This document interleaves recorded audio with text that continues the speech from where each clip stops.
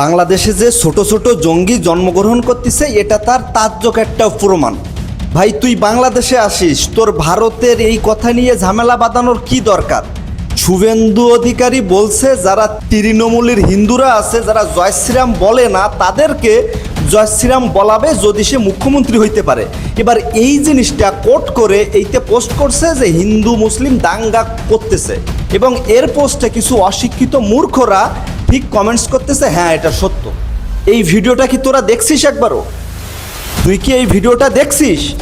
একটা জিনিস আমি ক্লিয়ার, আমি তো ভারতে গেছি, আমি জানি ভারতীয় মুসলিমরা 99% বাংলাদেশি মুসলিমদের ঘৃণা করে, বাংলাদেশি মুসলিমদের গালি দেয়। আমার কাছে তথ্য আছে, আমি যদি আপনারা যদি বলেন তুমি দেখাও, আমি দেখাইতে পারি, আমি যেয়ে দেখাইতে পারি।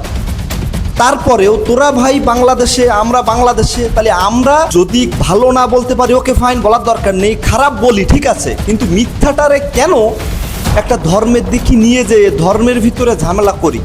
একটা পোস্ট সব শিক্ষিত মানুষ দেখবে এমন না, মূর্খ মানুষ থাকে তারাও দেখে। এর এই পোস্টে কমেন্টস ঘুরে দেখলাম বাংলাদেশি ওর টাইপের যারা আছে তারা সবাই সেম কথা বলতেছে, কিন্তু কথাটা হয়েছে যে যারা তৃণমূল করে, যারা হিন্দু, তারা জয় শ্রীরাম বলে না, তাদেরকে বলা বেশি।